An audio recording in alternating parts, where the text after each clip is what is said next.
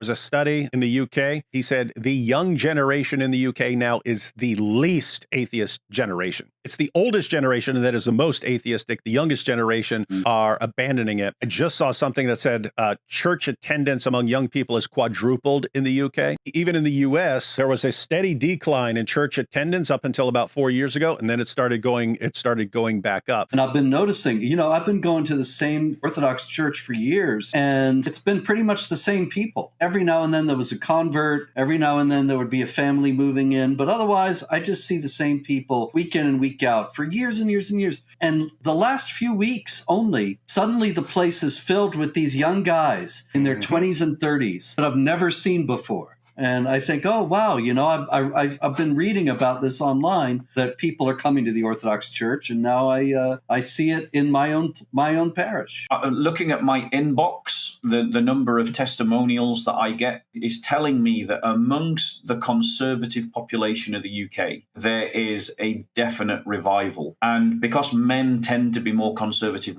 than women, it's disproportionately landing amongst men than amongst women. What we're seeing in the Christian church is this weird phenomena where Christian women are moving further left and Christian men are moving further right, or traditional versus liberal in their understanding of the church. And my inbox testifies to this in terms of just the number of people that I've got sending me messages saying that I've become a Christian, I've started reading the Bible, I want to go to church, which church should I go to, which is the best Bible to read. Like, I get these messages all the time. And so it's definitely happening. And there's real research to prove it. I'm sure you've probably heard the Quiet Revival study done by the Bible Society. That was a study of 10,000 people. So this is actual, genuine research. Something similar is at work elsewhere as well. Christianity's decline in U.S. appears to have halted, major study shows. So this is the decline of Christianity in the U.S. may have stopped. Downward trend started to slow around 2019. So you've got this going back to 2007, and you'll notice that the number of people who identify as Christian is close to 80%, just going back fewer than 2 decades. And that number slowly declines. That number slowly declines over time. We have a big drop right around 2018. So it goes from 67 down to 63. And then after that, though, so after 2019, then there's a little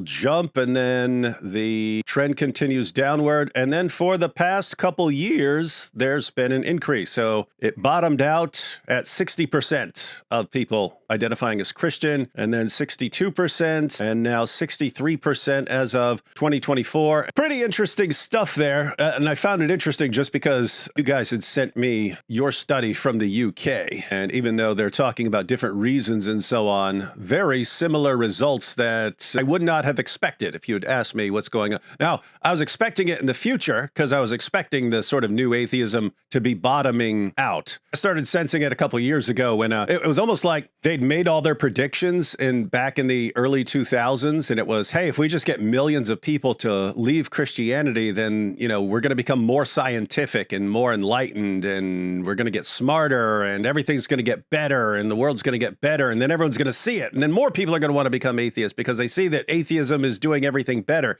Well, you've had a couple of decades of that now. Millions of young people became atheists over that time. And how has the world been improving at all? Which of your predictions has come true? And as far as I can tell, none of them. So the key findings here are young people are both more spiritual and more religious than older people. That would be the one that is most surprising to most people. They also report becoming more spiritual and more religious in the past 5 years. That's interesting as well. But it's something I've kind of noticed as well, this shift over the past couple of years. But I didn't expect it to be this decisive as far as like polling. 2, atheism appears to be most popular among people in the 40s and 50s. Younger people seem less interested. Also surprising. Also surprising. You would have expected atheism to be most popular among the youngest people, and it's not.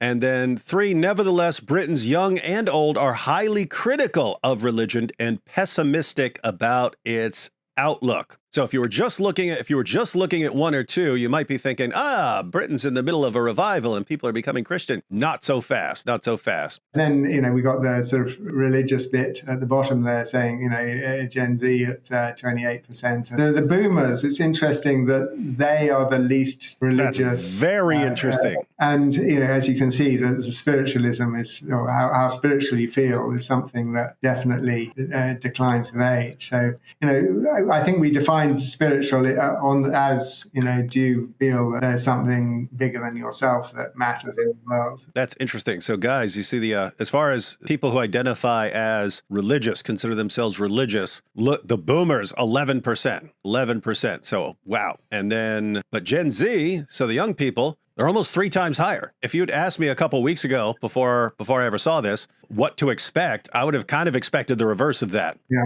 I would have expected the boomers to be around, 28, 30% or something like that, and Gen Z to be like 11% or something. And then in the spiritual category, then all of a sudden you're talking well over half of Gen Z consider themselves spiritual and so on. So interesting stuff. This is what the sort of religions look like in the UK. I mean, as I said, we're a bit more of an atheist country than the US. I mean, we've got 54% people identifying as Christian. We're probably a bit more of a Muslim country than the US. Yeah. Islam in the US tends to hover around 1%. Even factoring in immigration and conversions to Islam, those are offset by the number of people who leave Islam. So it basically remains steady right around 1%. Now, and we have quite a lot of people from South Asia moving to the UK, and that's very interesting. So guys, look at this. This is 62% of Gen Z are willing to listen to arguments in favor of religion, which means if you've been trained all your life, I don't know exactly what the situation in the UK is, but in the US, it's very common to be told as you're growing up, don't bring up religion, you're just going to offend someone. And then people kind of get programmed that it's mean to bring up religious issues as you're growing up. You're just going to offend somebody, where here looks like over half of Gen Z is willing to hear whatever case you've got. Like, hey, what's your argument? You got an argument for your position? Looks like over half would be willing to listen to that. Yeah. Right, the point there, ladies and gentlemen, was one, if you've got good number of people who are actually willing to listen, that means you shouldn't be terrified and you shouldn't buy into the stuff of you're just going to offend somebody. There are apparently plenty of people out there who'd be willing to listen. That means one, you should have an argument for your position ready. And 2, be ready to share it with people, because it looks like you've got an audience out there that's ready to listen. So if you look at top arguments against belief, well, there's no evidence of God's existence. Okay, so Judaism, Christianity, Islam, if you have a bunch of people who don't believe there's any evidence for your God, well, your God is pretty foundational to your religion, and so you got a problem with your religion in general if people think there's no evidence of God. And then religions are the cause of so much suffering. There, it's actually religions are a problem. Whereas if you look at the other side, we have a yearning to connect with something bigger, something like that. Well, that kind of makes sense of people going in the direction of spiritual, but not necessarily religious. You've got this yearning, you need something bigger, so you go in the spiritual direction, but you don't believe there's evidence for God's existence, and you believe that religions are harmful. These are interesting times, ladies and gentlemen, and some things are happening that you might not have expected, but we need to cover them. And I don't know, these could be some fun times ahead, ladies and gentlemen. Could be fun times ahead.